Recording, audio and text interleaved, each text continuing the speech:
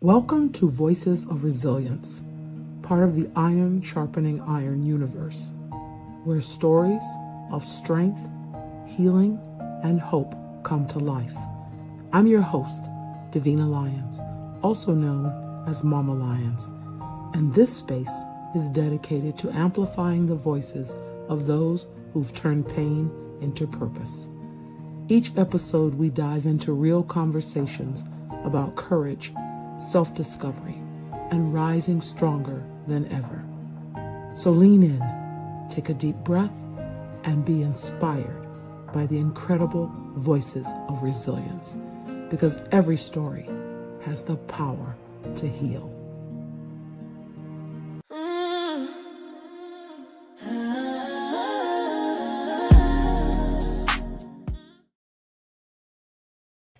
Welcome back to another powerful episode of Voices of Resilience. I'm your host, Davina Lyons, aka Mama Lyons, and today we are holding space for a story that is both tender and beautifully transformative. My guest, Nyla Wright, is a woman whose strength has been shaped through love, caregiving, heartbreak, and purpose. She is a devoted mother, a proud grandmother, and the compassionate founder of I For It Organizing, where she helps individuals, especially seniors, create peace, comfort, and clarity in their homes and lives.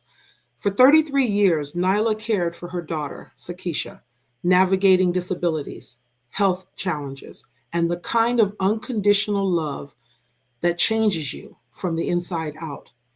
That journey taught her resilience, patience, and a depth of compassion that now flows into everything she does. Today, she's here to share her story, how organizing became a healing tool, how purpose emerged from pain, and how her daughter's legacy continues to guide her work and her heart. This conversation is one of courage, reflection, and honor. So settle in, take a breath, and join me in welcoming a remarkable woman whose story will touch you deeply, Nyla Wright.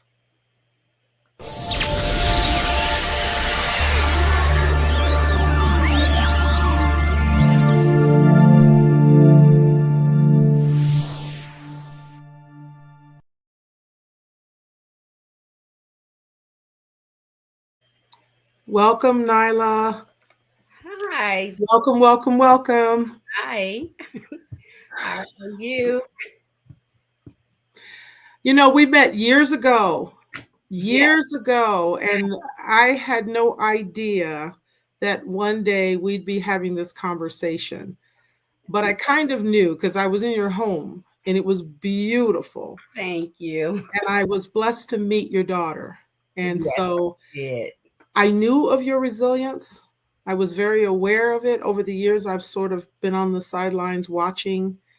I'm just so happy to have you as a guest today to share your story and talk a bit about what's where you are today and how you got here. Okay. Well, Davina, thank you. I didn't see this coming. It was like me and you reconnected a couple of weeks ago. And when you asked me to, be on your show and told me about the podcast, I was like, oh my God, like this will be nice to share my story. And so I'm excited to share. So, Yes, absolutely. but when you ask me where am I today, today, as you know, my daughter recently got married. So I have a son that I didn't birth.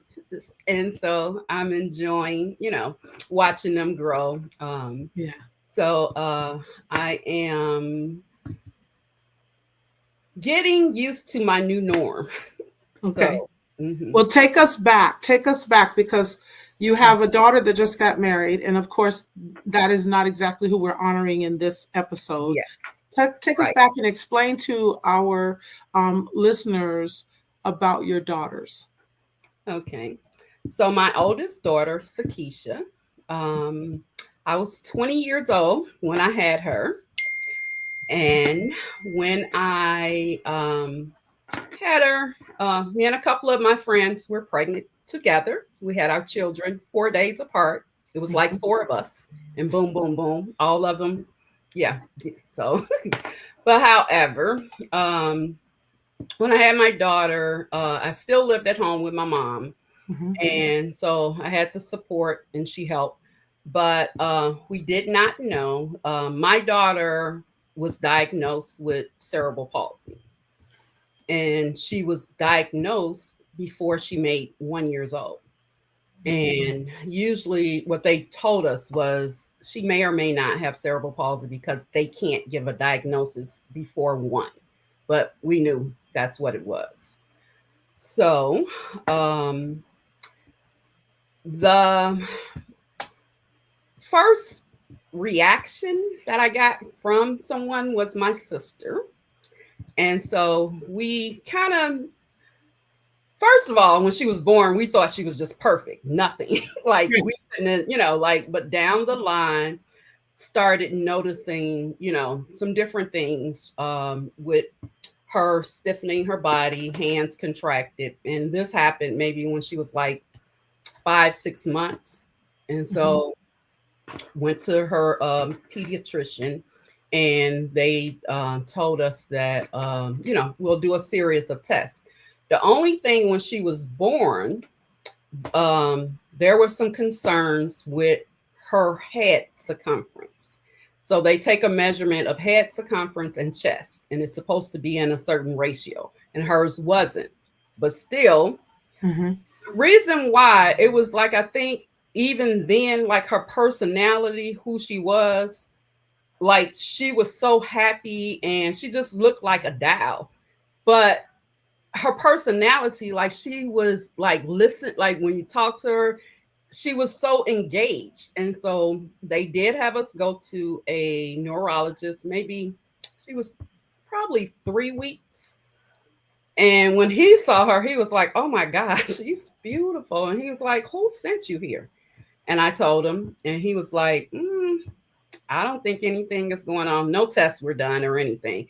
But he was like, "She's so alert. She's so aware." And so he was like, "Wow." Like for her to be, and I want to, it had to be like 3 weeks having the concerns. She got the testing done, got the diagnosis. My mom went with me, and I was fine until I got home. My sister called. My sister was like, um, what did they say? And I told her, and she broke down. And she was like, "No, no, I don't want her to be, disabled." I broke down. And my mom kind of looked, and she was like, "Whoa." She was like, "You can't be sad." And she was like, "She's too happy to be sad." And Mm. I think for me, it was that first reaction, like this is what people are going to, they're going to feel, sad that she's disabled. And like trying to explain to my mom, it was like, you know, like I'm going to be sad. You're like, this is something, that I would be sad about. But what she did tell me, she was like, look at how happy she is, Mhm. because she doesn't have a clue, like something's wrong. Uh, Mm. and so she was like, let's just always try to make this the best of what it is. Mhm. And so that's what we did. But I went to my next appointment. She had some tests done, um, neurologist. Mhm. I went to that appointment by myself, and um, they read the results and said that she had microcephalus. And that's where, Okay. her head was smaller when they took those measurements. So what she told me was, most kids with microcephalus are vegetables and wouldn't have any type of quality of life. That, I think, hearing that was worse than, oh, she's diagnosed with cerebral palsy. So back then there was no cell phone. So I get on the payphone, call my mom, and I'm crying. And I'm like, you know, this is what she's saying. And she was like, you know what? She was like, get out of there right now. She was like, they are, she has learned from a book. She does not know her personally. She was like, she clearly is not a vegetable. And she was like, do you know what a vegetable is? And I'm like, yeah, someone who doesn't understand. She was like, when she hears your voice, she stops crying. She looks around for you. If your key, you're coming in with your keys. When I ask her, where's your mom? She's turned around. By now, she's like close to a year now. Okay. She's like, no, that's not a vegetable. So she was like, you know what? She said, from now on, I'm going to go to every appointment with you. And she did. But when I was pregnant, I was in college. And so I thought I was going to just take off the fall semester. But then with the diagnosis, I was supposed to go back in that January. So my mom was like, you know what? Go back and I'll take her to every appointment. And I'm like, no, I'm not going back to school. I don't want secondhand information about something I don't know anything about. I didn't know anyone. I was the first person in our family to have a child with a disability. I didn't even know what cerebral palsy was, let alone any other disability. Mm-hmm. So it's like, no, I have to go and learn how to take care of her myself. Um, Sometimes I think back, you're like, man, why I had that type of support. I wish I could have went to some appointments, but and finished college. But yeah, I mean, everything went the way it was supposed to go. Right. Hmm. Yeah. So as time went on, you start seeing her personality. She had a very strong personality. Yeah. Her no meant no. We used to laugh and say, like, does she even know she's disabled? Because she, so we would laugh and say, her chair must be a throne. She thinks she's a queen. And Yeah. because her personality, and Yes. she was also nonverbal. Right. And so a lot of people would say, like, well, she's nonverbal. How do you understand? She got her point across clearly, facial expressions, everything. She I don't know, she watched people intensely and Mm-hmm. felt whatever you felt. If you were sad, she'll come right over by you, rub on your arm. And some of my friends, like, if they came over, they were sad and they're like, what is she doing? I'm like, you're sad. And she knows the difference. Like, if pretty much a happy person, but when you come down here and you're feeling something, she's going to go over to you and try to console you. She had intuition as well. Yeah. Yes. She could feel people, probably Yes. empathic. Yes. Yeah. Wow. So that was amazing from what we were told in the beginning, Yeah. that most kids with this would be a vegetable. So But you were set on caregiving, and you spent 33 years doing so.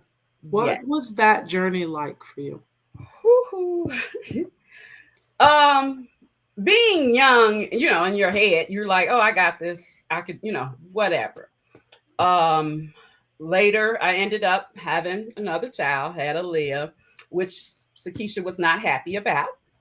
Oh, um really? Oh, no, because they are 7 years apart. And so the school, everyone knew, I was expecting. And she used to use these pictures for communication on her tray of her wheelchair. mm-hmm. So one day, getting her off the bus, and I put her on the bus, get her off, or my mom or family would get her off or whatever. So they're like, it was like, you are expecting right now. I have a belly, but so imagine if I wasn't, because she Yeah. told them that I wasn't. Oh, And so they kept asking, and they were like, your mom's gonna have a baby. She's like, no. You're gonna be a big sister? No. no. And so when they're telling me this, and I'm looking at her, and she's looking at me like, mm-hmm. So now I know, like, oh my God, this is gonna be a problem. And so when Aaliyah was born, Aaliyah's dad brought Sakysha to the hospital, And I'm like, look at our baby. I was like, whose baby? She pointed to him, like, it's his baby. Like, give this to this family. So I'm like, once we got home, oh my God. But it was amazing to see her be a big sister, because eventually it was like, okay, this baby is here to stay. But to be able to witness that, because I didn't think, at one point, I'm one and done, don't want any more kids. But then once Aaliyah came, and to see her be a big sister, she made sure Aaliyah knew she was the big sister, but she was very protective of her as well. Like Okay. cousins, if they were bothering Aaliyah, like she's gonna ride up on them, like, no, no. And so Right. to Right. see that, Yeah. I'm like, oh my God. So, like I say, it's like, you enjoy all that, and I'm young.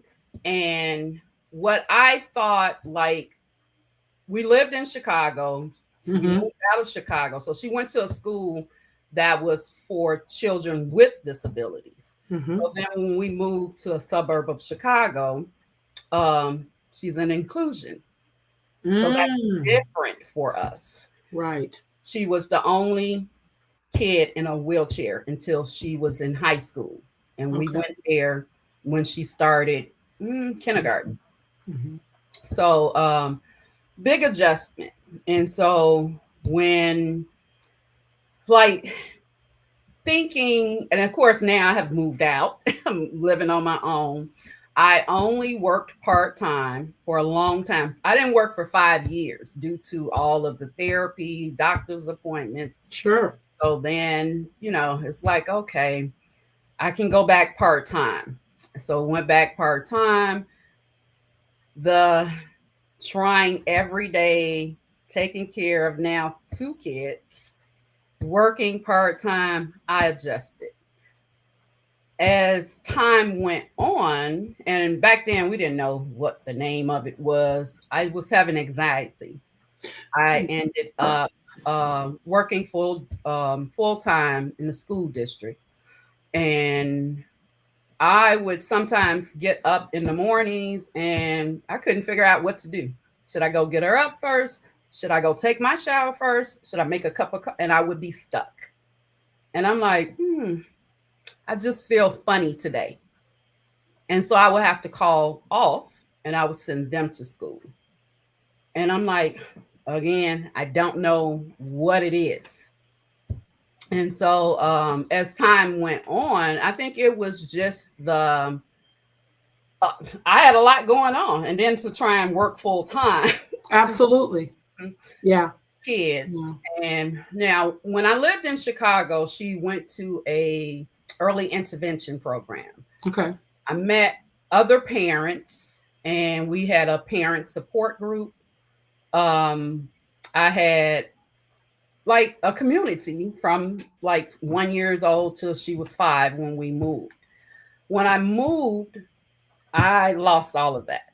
I Yeah. lost that community. I didn't know any other parents with children with physical disabilities. Mm-hmm. Mm-hmm. So it's like I'm out here. My family, they were as supportive as they could be, but Mm-hmm. no one really understood like Right. Right. what it was like for me every day. And so Right. a lot of people looking in, they're like, oh my gosh, she's so beautiful. You always keep them up. The girls, like, she has a beautiful smile. And I'm like looking like you all just don't know. Like, and the thing was because her personality was so strong. It's like Right. if she Right. said she wasn't gonna do, she really literally meant she wasn't gonna do whatever. So Mm-hmm. the battle with the strong personality. And Mm-hmm. so learning how, for me, you know, growing up with parents and elders that were like, Mm-hmm. they tell us what to do and we do it. She was not that. Absolutely. She was Right. not. So I had to learn how to be her mother because, and like Aaliyah was very quiet. So like she was much easier. And Mm-hmm. Keisha, it wasn't the disability. like that was, Mhm. a different thing. It was that personality. It was just It so was just who strong. she was. Yeah. Who she was. And so Yeah. I had to let her be who she was. And Right, so, right, right, right. Well, and there's so many interesting layers to what you're saying because for mm, anyone who listens to this or is listening that is in a situation where they have a child with disabilities, I'm sure they could relate. It's not easy because I think people superimpose what they think their child should be or how they should respond, or they give more credit to the disability than to the child. And mhm. I think you were very clearly able from the time she was born to see her personality, to see past Right. the disability. And that's an act Mhm. of love in and of itself. I mean, you literally saw past the disability. I have to Mhm. flash back to when I came to your home and we were Mhm. doing a business venture of which I won't mention, um, Mhm. but that's how we met. And Right. on one of these entrepreneurial ventures, and I had gone to the restroom and your daughter was in her room. Sakysha was in her room. The door was open and she was just sitting there. Like you said, she was listening to everything, but she didn't come out, but she was just in the Mm-mm. middle of the room in her chair listening. And I stopped and I spoke to her. And like you said, it was just a huge smile, like a Mhm. huge, like a very welcoming, hey, how are Right. you? Mhm. And she was nonverbal, correct? Yes. Yeah, She was nonverbal, but nonverbal, but very cognitive. Like, mhm, and a lot of times when they tested, it was hard to test to know unless you like how we questioned, right. pose questions to her. Mhm. But it was still hard to figure out because, like, someone could tell a joke and, like, Aaliyah would be like, I don't get it. She would laugh, like, she would always get it. And I'm like, wow, like, Mhm. but she watched you so intensely. Like, I would always lose my cell phone. My cell phone could end up in the refrigerator, wherever. But she would watch and she would say, like, and so it would be funny. Like, if I'm walking on the phone, I'm just seeing her looking at me. And of course, I lose it. And so I'm like, Keisha, where is my cell phone? She'll ride and like, you were Go over. right to it. But and what even if she didn't know, she would tell me every possible place it could be where I was. Mm, mm, mm, So mm, mm. I That's know. something. Yeah, yeah, you could definitely tell her personality was really bright. And she definitely had a higher intelligence quotient than people realized. Her IQ Mm-hmm. was there for Yeah. sure. And but what's really cool, and I know we're going to talk about this a little more. Uh, some people have, your home is your home, but I remember your home was remarkable. And this really leads into the next part of our conversation. You have an eye for it in organizing, right? And so Yeah. that's your business. Mm-hmm. But there's I remember your daughter's bedroom was phenomenally beautiful. I mean, just everything, the design, your whole home was beautiful. Thanks. And that's kind of a gift that you Mhm. have, I believe, to not only organize, but to decorate and to make everything look like outstanding, very appealing. So, is there a connection between you pretty much as a young woman, but growing up with this responsibility and how you were able, because some people can barely get up and manage themselves, Mhm. right? And sometimes their homes look like they can barely. I Mhm. mean, no shade on anybody in particular, Right. but that's just the reality. Not everybody can even organize their lives, Right. let alone their space, their environment. Mhm. Yet you created something so beautiful. You talk about your daughter, you thought she might have been on a throne. Well, she lived in a palace. She really did. Yeah, And she would agree to that. yes, yes, she was in a palace. So how how did you become this person, Nyla, that you were able to create such beauty amidst so much Mhm. So responsibility? it started with my own mother. Okay. So my Okay. mother would we were poor. We didn't know it. And we didn't know it because of her. Because she was a single mom, very creative, very smart. Um we would come home and she's reupholstering our furniture. And I'm like, okay. She would not just move furniture around. It like she just did stuff to a whole nother level, like going to get mirrors cut out to a design how she wanted it to be.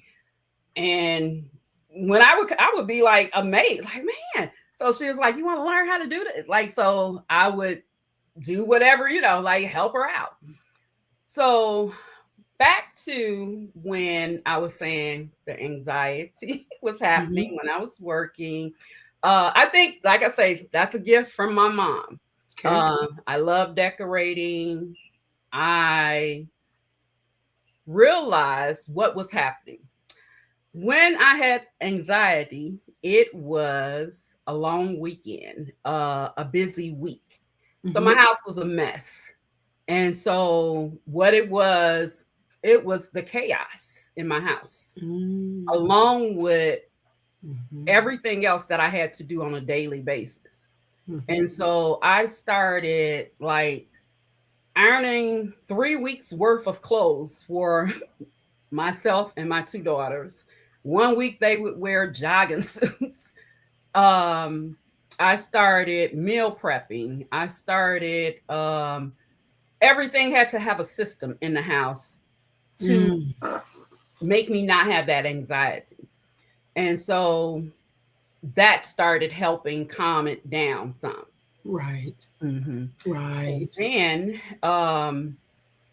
I think it was an outlet as well to decorate, to start organizing, because it started making me realize like I'm creative. Like I like doing all this, but that was because a lot of times I couldn't work because if she got sick, she had a lot of surgeries.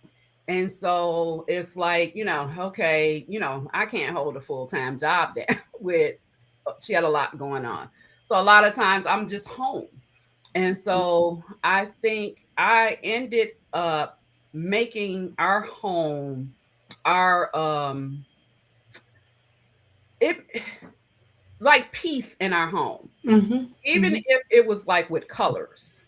You would never see like in my house black, uh, Mm-mm. like, and so I Yeah. got to a point I started changing my living room, bathrooms, bedroom seasonally.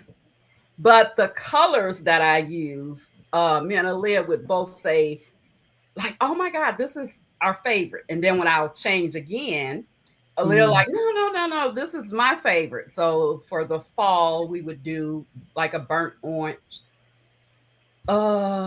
Winter, it would be gray and white, teal for the spring, mustard yellow. And it's like it put us in a different mood just from colors. Mm. And so I'm like, we were like, and I think this is the thing, like being home all the time. It's like I didn't have, whereas, a lot of people, oh, okay, I'm gonna go on a trip. I'm gonna go get a massage. I'm gonna go do other things because of being a caretaker. That was my priority. But Right. doing these things made me feel so much, like, man, I like doing this. I see. Hmm. It became your self-care, your environment is very important to you. And Yes. it sounds like it wasn't just important to you, but it's also important to your daughters. Yes. Creating, yeah, Mhm. that's good. And I think even like with Sakysha, she went to a day program. Um, they, and I was used to people always saying, "Oh my God, they're so beautiful. You keep her up so well." And I'm like, Yeah. okay, don't we all do that for our kids? No. But no, No. yeah, I know. So, I'm saying that as a teacher. I know that not all do. I'm just saying. right. That was important to me Right. because I knew people would stare at her. And I wanted to give them something to stare. Like no one would ever be like man, her hair is always. But even for us, like if we're not feeling good, we've been sick, and we take a shower, we Mhm. put some makeup on. It's like, whew, Hmm. feeling better. So that's what happened with her. I could watch it. She used to hate getting her hair combed. But then as time went on, like I would come with the comb and all kind of stuff. She go the other way. I'm like, no, no, no, no. So I have to shut her chair off. And Ah, I'm like, you're sitting here getting your hair combed. And so after a while, I would see her go in her room and she's just looking in the mirror. And I'm like, you like your hair. And then she grew to like it. But I realized like she got so much stuff going on. And with people, you would think this day and age, a lot of people would be more acceptable to, seeing someone with a disability. Like we would be in a store and it would be a child and they're like staring and the mom is pulling them away and like, come on, don't stare. And I would have to stop. And I'm like, you know what? It's okay.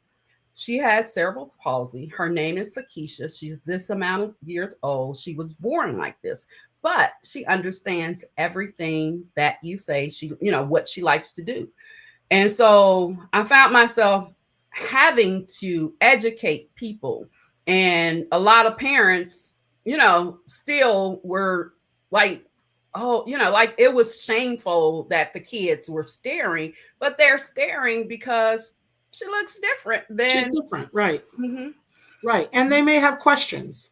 Yes. You know. And so what was funny was as Aaliyah started getting older, we moved into a new neighborhood and Aaliyah would like, I would say, come on, we all gonna take a nap. They get into bed with me. I take a nap, but that was just my security. I knew where they, they right here. So Aaliyah finally said, she was like, I think it's you that needs a nap because we never go to sleep. You're the only one that goes to sleep. She was like, can I just take my sister in my room and paint her nails? And, we play. And I'm like, okay. So then she wanted to take her outside with her. And I'm like, I don't know. So I let her take her outside. New kids don't know, her. So little kid, I'm in the screen door and I'm watching. And so he's like, why does your sister hold her hands like that? I'm ready to jump in.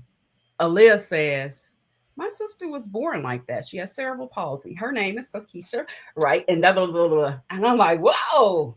I'm like, She got it. okay. Yeah. So she started, like Taking explaining, educating people. And I'm like, wow. And so I think like Sakysha being a part of our life made us be able to be more compassionate with other things, with other people, to educate. And I think even like with Aaliyah having her older sister um disabled. And so I would, check in with Aaliyah, like, how are you doing? And she's like, I'm good. It was all she ever knew. So it was like, this is our life. Like, I love my sister.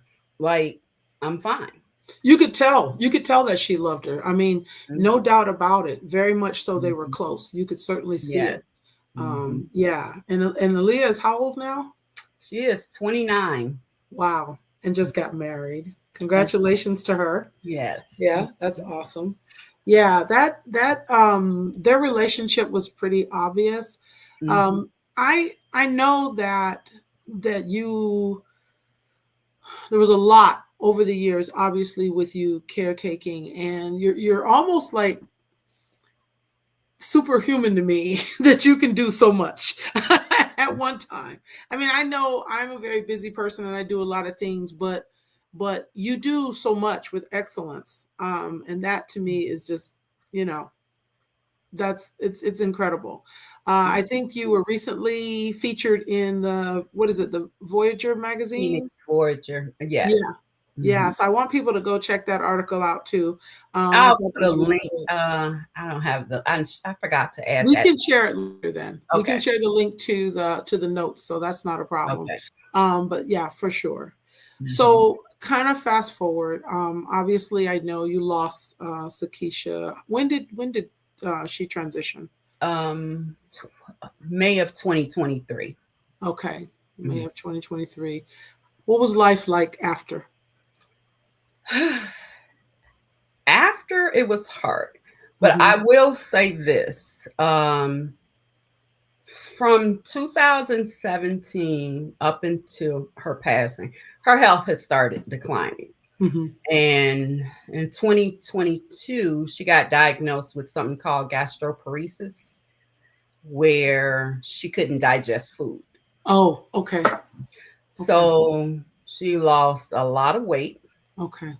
She her hair fell out. Mm-hmm. And I'm like, as I'm, like hearing for her, and I was like, oh my God. It started in 2022, like this took me out of my element. Like usually I could, something happened, we deal with it, I jump back in. And 2022 to watch all of this, and it took them 2 months to figure it out. But that was because when you advocate for someone that's nonverbal, a lot of times they think it's just you. Your And, voice, right? mhm. And so a lot of times, advocating for her, um, they didn't listen a lot. And I kept saying, I'm like, something's wrong with her stomach. And I'm like, because we would go to the hospital, she'll stay, they'll get food down, we'll come home, and we're back the next 2 days.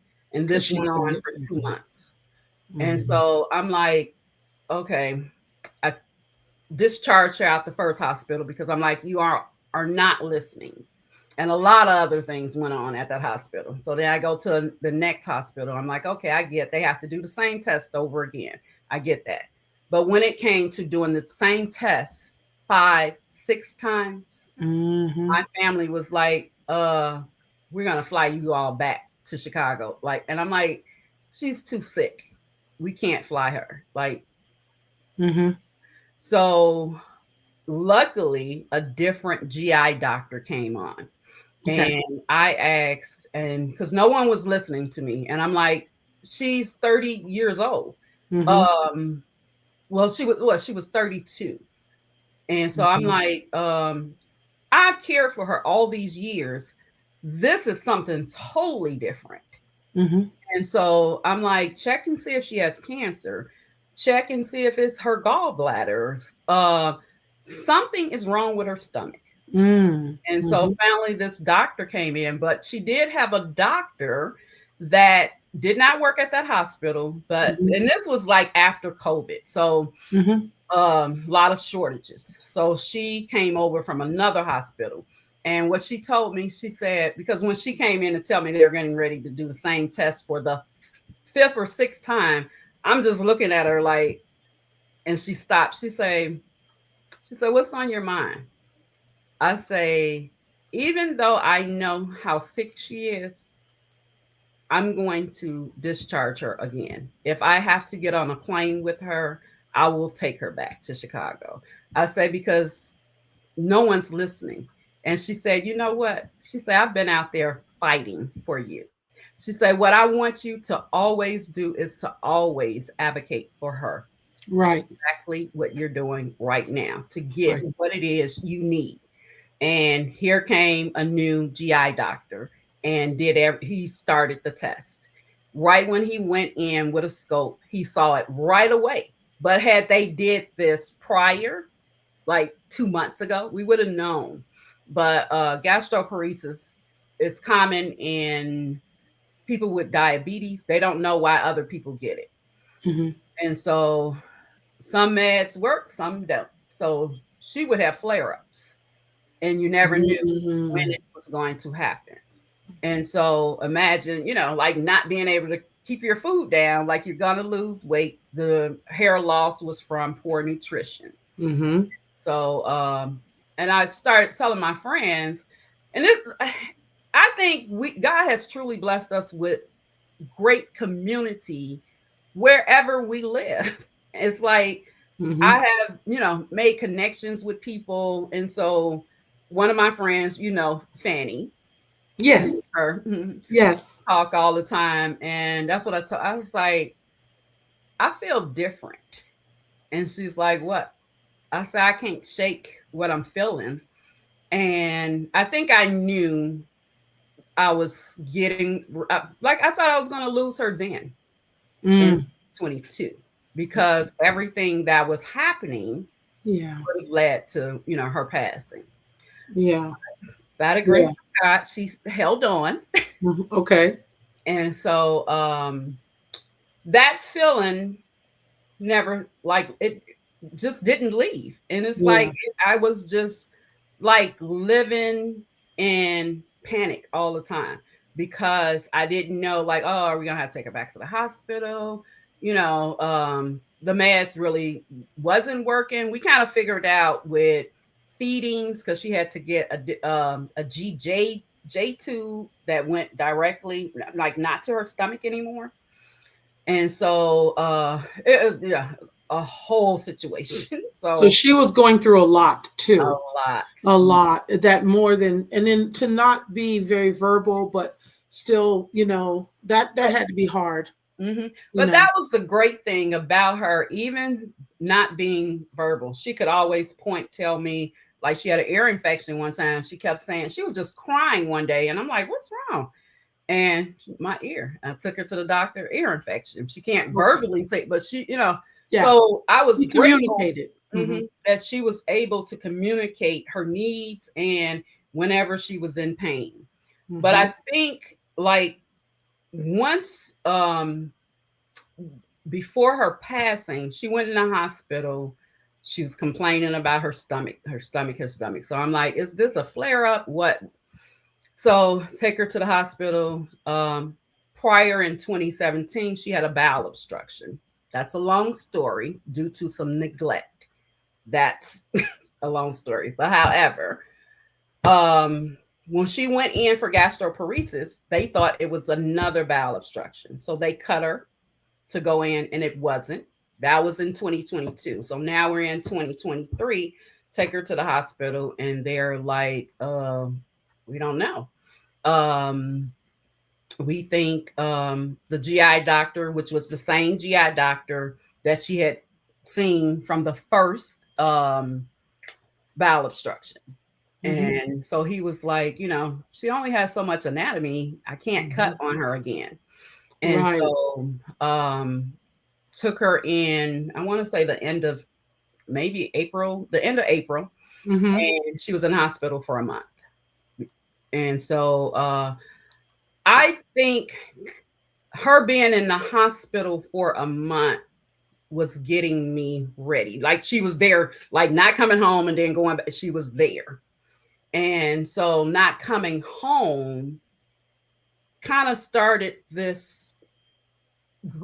transition, like she wasn't coming back home. Oh, Hmm. so And you, yeah. hmm Wow. I did not know because we had been out of touch. I didn't realize that you were going through all of that. And so then you obviously, after she transitioned, you were a grieving mom. hmm What do you what have you what did you learn from, I guess, from this whole experience about who you are today from this? I mean, how did it, because I know that I think you mentioned in maybe in the article or hmm maybe in the notes that you sent to me, but you said many people didn't hear your silent cries for help during those years. because Talk to I me about think people, like you're saying, oh, you do so much. I'm amazed that you do this, you do that. And unless someone is here around, was around us on a daily basis, then you see behind the scenes. that. Right. And so people don't see that with parents that are caretakers to their children or Hmm. any caretaker, period. Hmm. And so I think people think, like, she got it. Like, she's doing an amazing job. Um, but it's like close friends, they start, like, they listen and they, hear it, but everybody else is like, girl, you got this, and I'm like, I don't, No. because I'm human. Right. And this is the thing, like my sister said, um my first Mother's Day, she gave me a card and she was like, I don't know if I could have ever been a mother to a disabled child. I can honestly say, I don't think she said, but God chose the perfect person to be her mother. Yes. And, Yes. at first it was like, but everything like about this journey with her, it it helped me to I didn't, like my mom said, don't walk around being sad with her. Uh I wanted her to live the best life that she could. And Yes. so even with, losing her, someone asked me, like, you didn't think like she would go before you? I'm like, what parent thinks that? Like, Right. that's not the order. It Right. happens then. Right. And so you could never, I don't care. Like, she could have had 1,000 surgeries. Hope was still alive. And I'm like, yeah, she's, Absolutely. mm-hmm. So, Absolutely. Yeah. I but, get that. mm-hmm. Um, So go ahead. no, I was just thinking, sometimes our pain becomes our purpose. And I see that as I'm listening to you, I relate to that. I just feel like, and I know you're writing a book. I want you to talk about the book because I think that that is going to be very helpful for people who are in situations similar to yours. You're in the process of writing a book. How's that going? It's the early stages. Okay. I've collected, notes. And one thing for sure is I think she had an amazing life with her, the limitations that she had. Yeah. But being that one, I was the only person in this family with a child with a disability. Somewhere down the line, maybe it may be someone else in this family that her story will be in a book when I'm long gone, and the whole family can learn about who she was. And so also for other parents, caretakers, because when I was in that, when she was in the early intervention program, what I noticed, like, each parent dealt with their child's disability very different. Right. Whereas some parents, like, really kept their kids secluded. Some parents were very angry, yelled at their kids all the time. Mm. Um, and I'm like, that's not her story. Like, she got yelled at for behaviors, but not Yeah. about, Yeah. Yeah. the disability. But Yeah. and so I want people to know and to understand, even with that diagnosis of the microcephalus, like, look at this. Like, that wasn't true for her. And Hmm. I think it was the way we treated her. And so Hmm. I think, like, for parents of, disabled children or Hmm. family members, people learn how to treat them. Because I think even, like, I'll say the younger kids, when they, were born, meeting her, some of them were, like, oh, like, didn't know how to approach her. And so we had to teach them, educate them.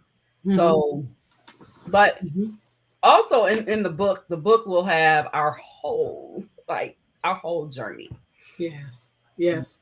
I'm looking forward to it. And I hope you'll come back once you're ready and share the book with the Yes. listeners, with everyone. I will be Mhm. so happy to help promote the book. Talk Thank to you. me about your business now. I Forward Organizing.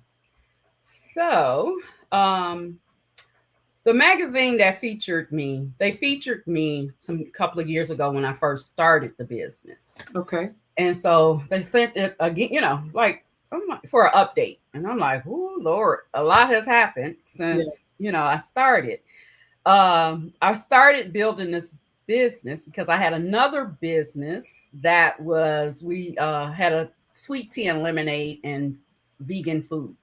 Yes. And after COVID, it just, it was a lot of work. And and then her health was declining as well. So I was like, I had to step back.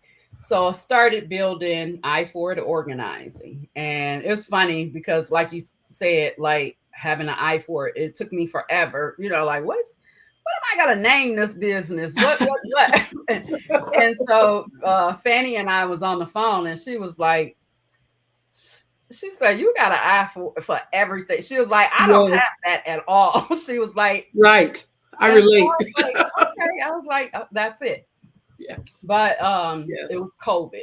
So Okay. I also offer virtual services. Mm-hmm. So that's how I had to start virtually.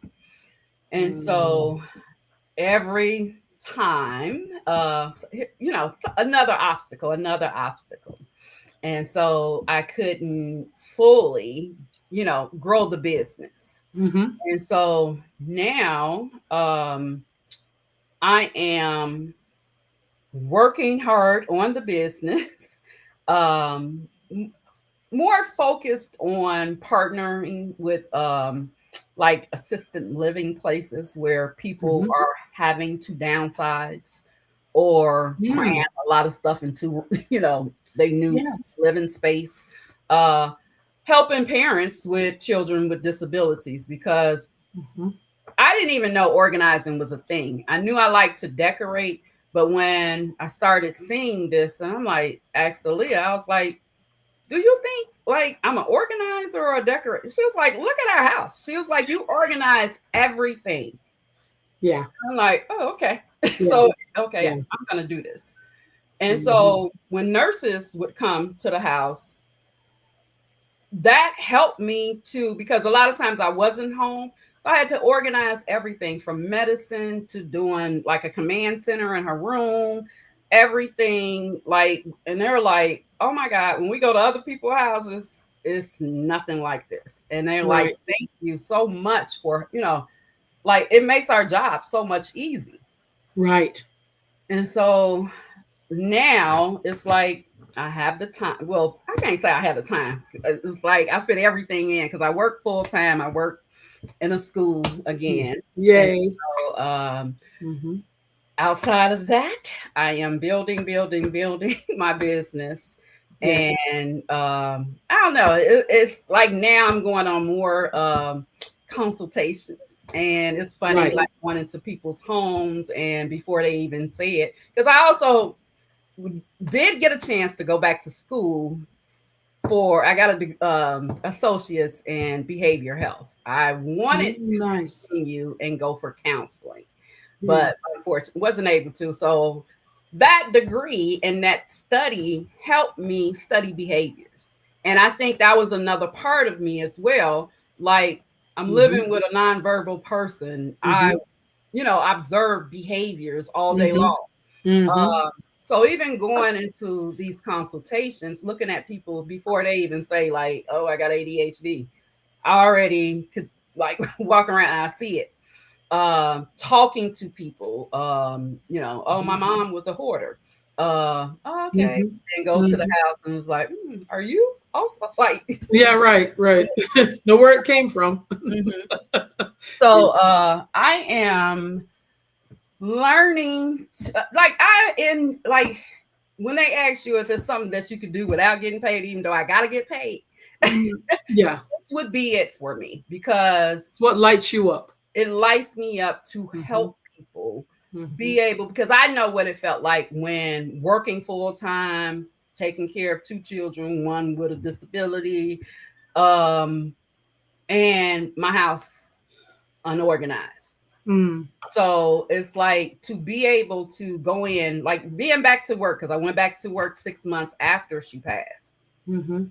I hadn't I hadn't been in school since 2009, and Mm. working in the school district. Mm-hmm. That was like a culture shock because there were no more books. It was just different. It's different. Yeah. Are you in an elementary or middle school or I'm in high high school. school? Oh, that's good. Hmm. Yeah, that's cool. So, but what I'm realizing about people working, they're like all over the place, and they're like, "Oh, I got to take off. My house is so unorganized." And so I just sit back and look like I'm a professional organizer. Like I can. Yes. So Every time I think about my environment, I think about you. One day, I am going to we'll get it. Yeah, yes, we'll get it we'll together. get it together Mhm, because it is difficult. And I know that I'm one of those people that will pile books up and pile papers up and mhm, pile up. And you mentioned something earlier that I know to be true is that having systems is so important. And mhm. that is where because I understand that from a career perspective. Right. I understand that as a teacher how important systems are, Mhm. and having being proactive about how you handle things as opposed to having to react to everything. So I get it. But when it's your calling, it's your thing, it's a thing that lights you up, you can do it so much faster. You But can come what's in. funny, Davina, about it, because we've been down some journeys of our Yes. entrepreneurship, and Yes, we have. but I think what I really like now today to look at us, all of us that hung out and started Yes, this journey, to see where all of us seem to be living our purpose today. I agree. And when I met with one of our friends, and she was like, "What is it that you want?" I'm like, "I'm not gonna rush into this." I was like, I have to figure out me first. And Hmm. what is my drive? What is my purpose? Because I don't want to just have a business just to make money. I want to be passionate about it. Right. And there it what like it's like here every day, like every day I'm living this. And Yes. so I'm like, and it's funny because like you say, when you came to the house, it like my family came to the house when Keisha passed, and some family hadn't been out here, and they're like, oh my God, like I'm Yeah. copying this. I'm doing, I'm like, this is what I do. Like, that's fine. They're like, man, like people are kind of surprised by, Yeah. but I'm like, it is who God made me to be. Yeah, like I know we talk about it and people can't really see. I mean, they see a Mhm. room that you're sitting in, and even I can tell it's organized. Mhm. But it's not just a beautiful, clean home. You see the artistry and how you decorate. You see, Mhm. the colors, everything, like you said, comes alive, and Right. and then your ideas and the things that you create are that complement your home. All of that is just so beautiful, Mhm. and it says a lot. And again, you're right, people, it doesn't line up because Mhm. how could you have gone through all that you have all these years, the caretaking and everything you did for your daughter out of love, and at the same time be able to maintain so much. And you have to give yourself credit, you have to pat yourself on the back, because that's why I wanted you on this, because when we talk about voices of resilience, you are probably one of the largest voices I know when Thank when, you. when you think about resilience, which Mhm. is just, I'm so excited that you're able to sit down and talk about it, and there's going to be so much more. The book, more features, and I'm also excited that I'm going to have you back on the Ladies Diary, I'm pretty sure. Okay. So for our listeners, we're going to see more of you. Thank um, you. but your story, I don't even know if we really touched. You can't in an hour. And I think more like and this is why it's taken a while for the book, because that's like 33 years Mm-hmm. of Mm-hmm. experiences, life. But every time, as I'm thinking, writing it, like, oh, like, I want to forget this, I don't want to forget that. So I Mm-hmm. think once the book is done, I think people will totally see the bigger picture, Mm-hmm. especially people that haven't been like close to us, like Right. daily basis. Because some people, like, I'm gonna say this about my friend Fanny. Yes. When I met Fanny, a lot of you all thought we knew each other for years. I met her moving here. Uh, Wow. my sister was moving back home to care for her son, Mm-hmm. and we were in church, and Fanny nudges me, and she was like, "Hey," she was like, "What day can me and my girls come over there to learn how to take care of Keisha?" I'm like, "What?" And she was like, your sister is gone. Like, if something happened to you, it's just Aaliyah, a kid. Like, Oh, and I'm like, oh my God. And wow. so, but the thing is, there's always been those people that connect and see like those things like that. Some people, it's like you have to explain to them, like, because you make this look, like you do this so good. This is hard work, what I'm doing, trying to Right, figure out, like, if I am sick, what do I do? And right. so for someone to notice that, like, girl, like, we need to learn. And That is so, amazing. mhm. Yes. I mean, And I so, know, you're right. I thought you and Fanny went back many years. Because you were mhm, such good friends. mhm, And Fanny is also a really great person. So that's mhm. really cool to hear. Mhm. Um, And not only, like, I have amazing friends, and that yeah, was what I'm saying is my friends that I have been amazing during this journey. But right. she is you know, was a Stand new out. friend. This was Yes, early on. That was like the yes. first couple of months I knew her, and I'm And like, she oh, you're recognized a that need. keeper. Yeah, yeah, no, yeah, definitely a keeper. Hmm. I often thought about as a mom too, if something were to happen to me, no one understood my son like me. That, of course, is the way I thought when he was Right. growing up. That's a layer of anxiety I think that parents have in Hmm. general. That if something happens to me, my kids are not going to be loved and treated the way that I would. And so when you add on the fact that you have a daughter with special needs, you're thinking that's above and beyond. It's one thing Hmm. for, family to absorb your children and be there for them. It's another thing when the level of need. And although your family seems like they were pretty hands-on. Your sister was They were, there in and so Chicago. I think, like, my mom was Mhm. my biggest support. After Mhm. she passed, I lost that. So everyone else had to learn. Mhm. And this is the thing with being in a family. Some people be like, well, do they do X, Y, and Z? And I'm like, everything is not, everybody can't do what I do and be Right. comfortable, because Right. I have done things that I never imagined that I would do.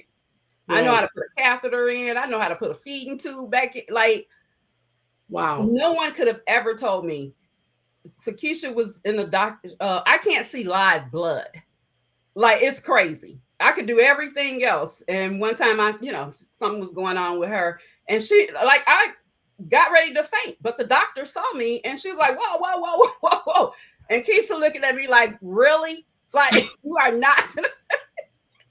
And so I know my limits. So I feel Yeah. like with my family, if they couldn't fully take care of her, like my sister, she helped a lot. I have friends that they're like in-laws, they're my sister's in-laws, family, like a lots of people That's have good. Yeah. stepped in. Like, one of my friends, I'm working, I didn't have anybody for Sakysha. She was like, I got you. She was like, I take care of my mom, my kids are acting crazy, I need to be home. She was like, I got you. I'll take care of her and my mom. And so it's That's like beautiful. that community, but it's Yeah. like, when I moved, everybody was like, you're not going to have that support. And I was like, it has always, it's happened. I meet people, and it's like the connection, like, there are great people everywhere. Well, So, Nyla, I think, but also I have to give you some credit in that you mm, are that person that draws people. You are a positive thank you. force. You have a wonderful presence about you. And so I think people were more than willing to step up and be there for you. I know from the day I met you, I always felt positivity. So I Thank definitely believe that that had a lot to do with it as well. Because, like you said, there are a lot of parents that are in the same situation that were maybe yelling at kids, frustrated, angry. No shade on those people, but those people had to figure out how to work it out. you. And Right. I believe you had a handle on it from a young woman. Because when I think about how you said, well, You could have gone back to college, but you decided to step up 100% and be there for your daughter. So for you, it was all, she was the priority, and your kids became your priority. You lived your life. What I like is beautiful now is that you are still able, your kids are grown, or your daughter's grown, and now that you don't have the day to day with Sakysha, you have still made it a priority to help people by helping people organize and fix their lives. Right. And your environment is a huge part of our lives. And I don't Right. know that people realize that change your environment sometimes can change your life, right? So Yeah. you know how to serve and show up in that way. Mhm. Um, your story is filled with so much, but I just want to know, what message would you like to leave with anyone listening who's walking through grief, caregiving, or any overwhelming life changes? Mhm. What's your parting words of advice to those people? I think it's a process day by day. It is not well, I've grieved. Uh it's a journey. Hmm. Um I did go to therapy. Um Hmm. that was very important because a lot of people don't believe in therapy, Yeah. and feel like, I can handle this on my own. Therapy helped a lot. And I am still, I'm I don't have therapy anymore, but I just have not had the time to get into a support group Hmm. Hmm. because of, like I explained to my sister when she lost her son, I'm like, no, well, when I lost Keisha, I was like, no disregard to anyone who has lost their child. Some people lose their kids like 30s, 40s, whatever. My whole life was my child.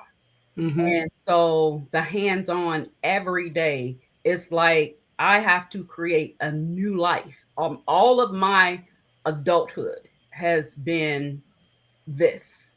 And Yes. so it's important for me to stay in get into support group with Absolutely. therapy, building community, for, like, I mean, do I still have my days? Of course.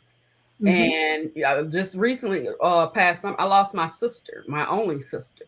Mm. So we are back in this grieving process. Mm. Uh, Hmm. like, what? So, and she passed the day, they like a day apart. My daughter and my sister, like Oh, years difference. wow. So I'm like, oh my God. So it's like, I'm thinking, okay, here pushing through.